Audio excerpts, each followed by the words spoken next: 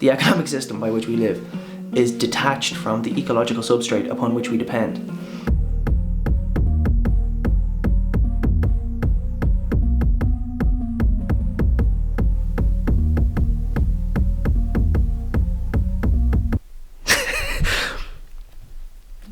I'll try to record this for the second time. Let me see if I can actually get a better... I'm gonna relax for this one, maybe. Yeah, let me kick my feet up, literally. Oh, this is quite uncomfortable.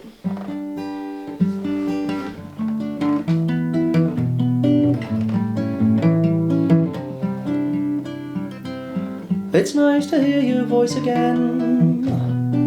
I've waited all day long, even wrote a song for you. It's strange the way you make me feel. And with a word or two, I'd like to do the same for you.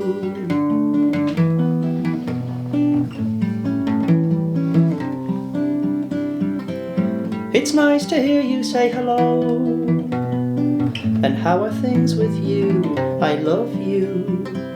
But very soon you have to go. An office job to do, while I'm here writing songs for you.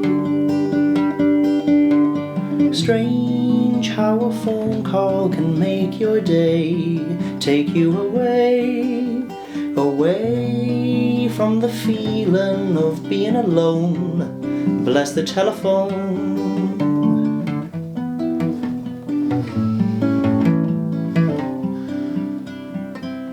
It's nice the way you say my name, not very fast or slow, just soft and low, the same as when you tell me how you feel.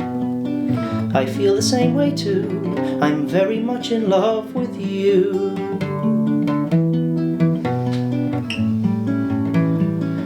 I'm very much in love with you.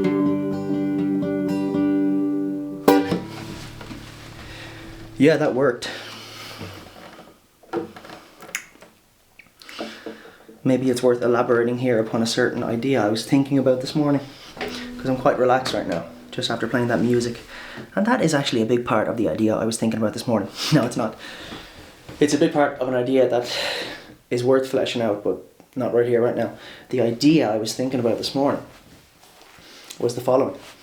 Something along the lines of, because it's tricky to flesh these things out when there's no like template to which you can refer and just read off. As the education system teaches us, it's like, okay, here's your textbook, here's the test. The test is going to be based on the textbook, therefore, learn off the textbook, you'll ace the test. Something along the lines of that is how the education system currently works, which is just abysmal for entering into a world where nobody has any clue what's going to happen in 10 years, much less 20, much less 50. 100, will we still be here in 100 years' time? That's a big question. And this is related to the thought I had this morning, which is something along the lines of the following. The economic system by which we live, and like don't leave right now, because I also hate when people sort of invoke these massive terms like economic system, because this is where the bodies are buried. Lots of stuff is hidden in terms of like definitions, in terms of implications, in terms of what people mean. Lots of stuff is hidden behind these big monolithic terms. Economic system, nature, yeah, human nature is another one of those things that people just plug into wherever their thinking is vague. They plug these big words. But seriously, the economic system by which we live is detached from the ecological substrate upon which we depend. That has massive implications, because we make money by extracting resources and energy from the earth, which obviously are finite because we're on a planet where natural resources build up, deplete, replenish, and just go through sort of cycles across geological time of, for certain resources like oil, cycles of building up, depleting, replenishing, whatnot. This is sort of the way the world works. So these are finite, which is a key point, because our economic system treats them as though they're just going to be here always. especially oil, which is powering the very society by which we live. The infrastructure that we have erected to continue functioning as humans, as a species, is heavily dependent. It's actually, I think, wholly dependent on fossil fuel inputs. So the economic system assumes a constant and infinite supply of these resources, oil being one, but also like lithium, copper, iron, all of the natural resources plus energy. So people are rewarded for depleting these resources, natural resources. And there's no feedback within the economic system to suggest to humans who are operating by that economic system, we should probably stop doing this now, because should we continue doing this, then not only will this resource deplete to the point of being sort of unobtainable anymore because the cost of acquiring it exceeds the benefit of having acquired it, but on the back end of using these resources, oil for example, there are many negative externalities like that are reaching planetary boundaries. So, well, an example, a fairly polemic and controversial example would be the concentration of CO2 in the atmosphere caused by the combustion engine, which burns these hydrocarbon fuels. Like, there has to be, for the life support systems that support complex life, there has to be upper and lower limits to certain key parameters in terms of like the atmosphere and the biosphere in general. Like, if oxygen goes below a certain percentage, then we can't, as complex biological organisms, continue to live.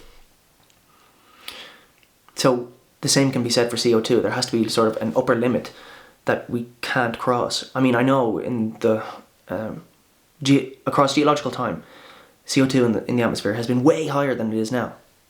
I know that.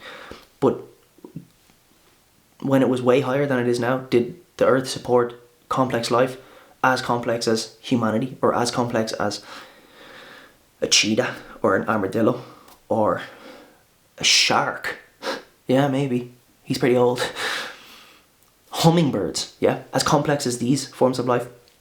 I don't know, but I would predict no, because there's a range within which complex life can live, and once you pass that upper limit or lower limit, then the type of life that lives within that range, that changed range, is either much diminished or augmented. And the key is, for me at least, to my mind, the key is to augment life, yeah? Not that it's... Okay, now we're getting philosophical. Not that life is there to be improved by the human mind. That is so hubristic a thought. But it's like, okay, we can actually facilitate and steward an earth that supports massive amounts of biodiversity, the likes. And like, look at this picture here. Look, this is crazy. There's the moon. That's pretty cool. But look, there's donkeys, pigs, flowers, an owl, more flowers. Like, it's thick and abundant with life, and that's just, to my mind, it's just like, yeah, we should be doing that instead of degrading it, because the conventional agricultural system would reduce all of this to soil, a thin layer of soil, level it all so that the machinery that's used for industrial agriculture can actually access the land and do its work. And then years and years of that sort of conventional industrial agricultural model would reduce it to nothing. So these are the sorts of thoughts I have, and I hope it makes sense. And if you like it, please do support me and follow me and develop your own mind, develop your own thoughts, and then we can converse.